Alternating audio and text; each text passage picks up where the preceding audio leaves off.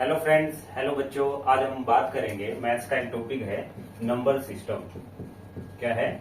Number system या फिर हम रियल नंबर क्या बोल सकते हैं? रियल नंबर, जो 9th में और 10th में ये मेनली काम आता है। तो रियल नंबर जो है बच्चे कहां से बना है? रियल नंबर आता है कॉम्प्लेक्स नंबर से। अब सबसे बड़ा जो नंबर है, सबसे बड़ा नंबर कौन सा हो गया हमारे पास? कॉम्प्लेक्स नंबर हो गया सबसे बड़ा।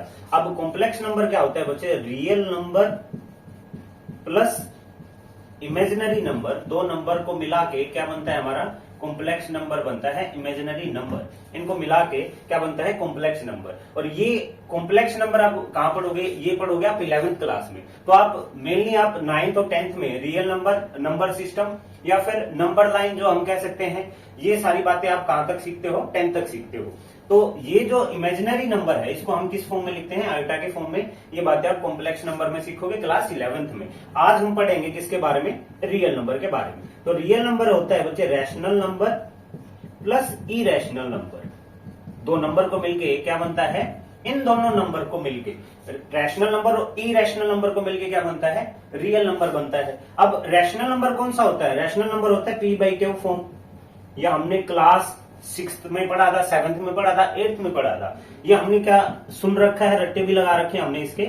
नॉट P/Q फॉर्म क्या होता है? इरेशनल नंबर होता है। और रैशनल नंबर क्या होता है? P/Q फॉर्म होता है। अगर हम कुछ एग्जांपल लें और आपसे पूछें कि बच्चे 2, 0, 1, √2, √5 इनमें से रैशनल कौन सा, इरेशनल कौन सा है? आप बोलोगे सर अगर इनके बाय में हम 1 लगा दें तो ये सारे नंबर क्या बन जाएंगे? P/Q फॉर्म बन जाएंगी। और P/Q फॉर्म बनते ही आप बोलोगे सर ये तो रैशनल नंबर हो गया। तो रैशनल नंबर बच्चे हम 8 तक हमने पढ़ा है कि P/Q फॉर्म रैशनल नंबर होता है, not P/Q form irrational number होता है। क्लास 9th में आप अलग से एक बात सीखोगे इसमें कि रैशनल नंबर और इरेशनल नंबर में ऐड क्या हो जाता है, वो बातें आज हम बात करेंगे कि रैशनल और इरेशनल नंबर। अगर हम बात करें एडिशन की बात करें, एक बात कौन सी एडिशन हुई इसमें? Terminating repeating. और दूसरा है नॉन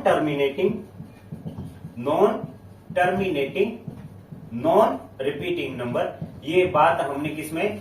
9th क्लास में आने के बाद हमने ये बात सीखी है कि टर्मिनेटिंग, नॉन टर्मिनेटिंग, रिपीटिंग और नॉन रिपीटिंग, ये भी कुछ वर्ड ऐसे होते हैं भाई मैथ्स के अंदर जो रैशनल और इरेशनल को डिफाइन करते हैं। पहली बात, अब सर टर्मिनेटिंग और नॉन टर्मिनेटिंग आपने बोल तो दिया, लेकिन होता क्या है?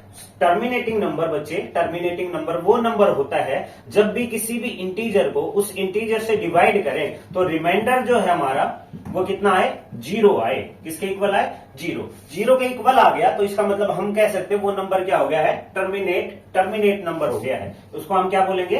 Terminate number.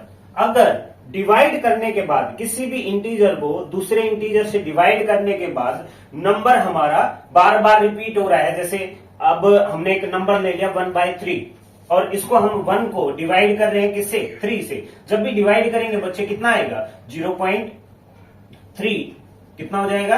फिर 1 आ जाएगा। 1 के बाद फिर 0, फिर 3 अब टू सम कहां तक? इन्फिनिटी आएगा। तो इसका मतलब एक नंबर आ गया जो रिपीट हो रहा है बार बार। और वो नंबर कौन सा है? 0.3। 3 के ऊपर बार लगा देते हैं हम, तो ये नंबर क्या होता है बच्चे? ये रिपीटिंग नंबर होता है। अब टर्मिनेट नंबर कौन सा हो गया? जो भाई डिवाइड होने के बाद रिमाइंडर हमें 0 देगा, वो टर्मिनेट नंबर है। और डिवाइड होने के बाद जो नंबर बार बार रिपीट हो रहा हो या रिमाइंडर दोबारा फिर वही आ जाए हमारे पास, दोबारा रिमाइंडर वही आ जाए, उसको हम क्या बोलेंगे? उसको हम रिपीटिंग नंबर बोलेंगे। बात समझ आ गई इतनी यहां तक? अब बात करेंगे बच्चे, √2 दे रखा है, √3 दे रखा है। तो √2 और √3 अगर हम इनको खोलेंगे तो √2 की वैल्यू होती है 1.414 अप टू सो ऐसे होती है। ये भी क्या हो गया? Non terminating, non repeating number. और ऐसे ही इसकी वैल्यू कितनी होती है? इसकी भी एग्जैक्ट वैल्यू नहीं होती हमारे पास। हम कहां तक लेते हैं? 3 डिजिट तक ही इसकी वैल्यू लेते हैं। तो ये नंबर क्या हो जाएगा? ये नंबर इरेशनल हो जाएगा। अब इरेशनल की डेफिनेशन क्या होगी?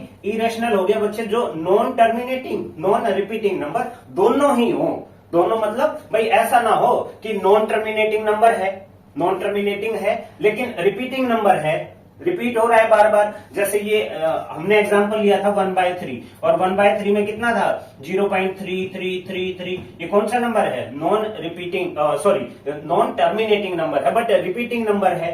बात समझ आ गई? तो हम रैशनल और इरेशनल में अब क्या आगे से हम बोलेंगे rational number are those number which are terminate या रिपीट नंबर, दोनों में से कोई भी एक आ जाए, टर्मिनेट हो जाए या रिपीट हो जाए, उसको हम क्या बोलेंगे?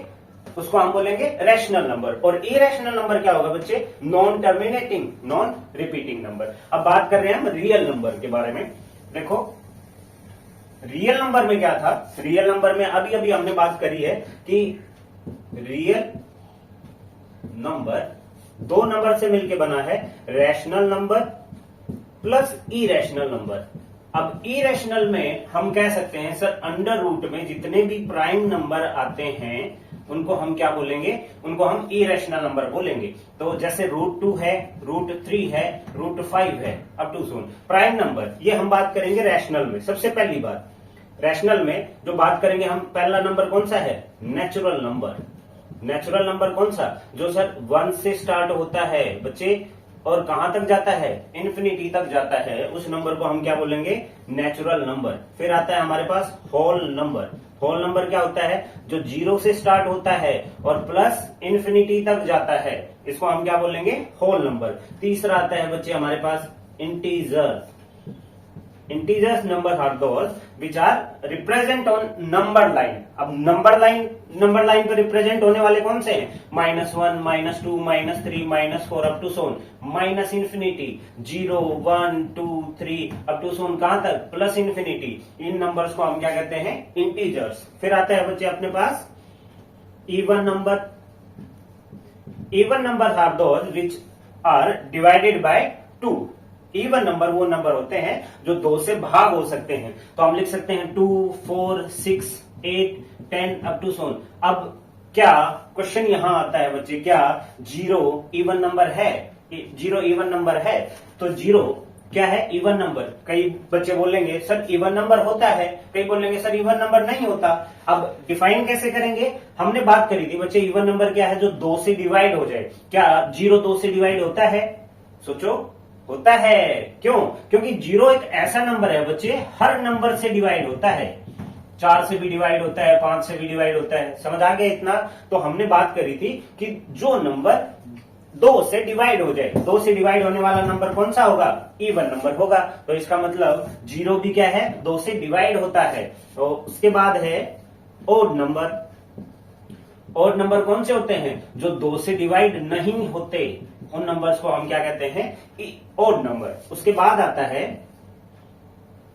रैशनल और इरेशनल। रैशनल की ही टाइप है बच्चे, इन सारे नंबर को हम क्या बोलेंगे? रैशनल नंबर बोलेंगे। एक आता है डेसिमल नंबर। डेसिमल नंबर जो पॉइंट में आते हैं, 0.1 है, 0.2 है, 0.05 है, ऐसे नंबर पॉइंट में जो नंबर आते हैं उनको हम क्या बोलते हैं? Decimal number. एक आता है fraction number. Fraction number. Fraction number कौन सा होता है? जो p/q फॉर्म में एक्चुअल में होते हैं, न्यूमरेटर एंड डिनोमिनेटर में होते हैं। इसमें होते हैं न्यूमरेटर एंड डिनोमिनेटर में। अब जैसे 2/3 है, 5/7 है, ये है, तो इसको हम क्या बोलते हैं? Fraction number. फ्रैक्शन भी 2 टाइप का होता है। एक ये होता है बच्चे मिक्स फ्रैक्शन। मिक्स फ्रैक्शन कौन सा होता है? 1 से 1/3, 2 से 3/5, ऐसे नंबर होते हैं जो जिनको हम क्या बोलते हैं? Mix fraction. और सिंपल फ्रैक्शन क्या होता है? ये जो फॉर्म हमने लिखी है, ये 2/3 है, 5/7 है, ये किस में आता है? सिंपल फ्रैक्शन में आता है। उसके बाद आता है बच्चे क्या? Prime number. प्राइम नंबर कौन सा होता है? प्राइम नंबर वो होता है जिसके 2 ही फैक्टर हो। 2 फैक्टर कौन सा? एक तो 1 हो गया और एक इटसेल्फ हो गया। ये नंबर ऐसे हैं प्राइम नंबर जो क्या होता है? एक खुद की टेबल में आते हैं और एक 1 की टेबल में आते हैं। जैसे 2 है, 3 है, 5 है, 7 है, अप टू सोनी, ऐसे नंबर को हम क्या बोलते हैं? Prime number. फिर आता है बच्चे को प्राइम नंबर। को प्राइम नंबर क्या होता है? को प्राइम नंबर होता है जिनका कॉमन फैक्टर क्या हो बच्चे? 1 हो। अब जैसे ये हमारे पास प्राइम नंबर है, प्राइम नंबर के बीच में जो मल्टीपल है, इनका मल्टीपल क्या होगा? कॉमन फैक्टर एक ही बनेगा, और वो कौन सा बनेगा? 1 बनेगा।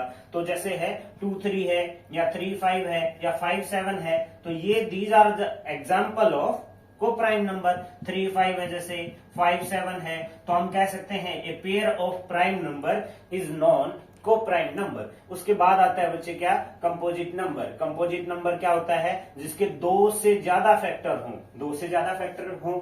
ऐसा नंबर कौन सा है भाई, जैसे 4 है, 6 है, 8 है, 9 है। अब 4 है, इसके फैक्टर कितने बनेंगे, 1 और 4 बनेगा, और 4 के भी कितने बनेंगे, 2 और 2 बनेगा। तो हम 4 को क्या लिख सकते हैं, इसके फैक्टर लिख सकते हैं हम 1 2 4। तो 2 से ज्यादा फैक्टर हो गए ना बच्चे, तो इसको हम क्या बोलेंगे, composite number. These are the type of rational number. समझ आ गया इतना। तो आगे हम बात करेंगे, कुछ आइडेंटिटीज हैं जो हम अगली क्लास में बात करेंगे। Thank you.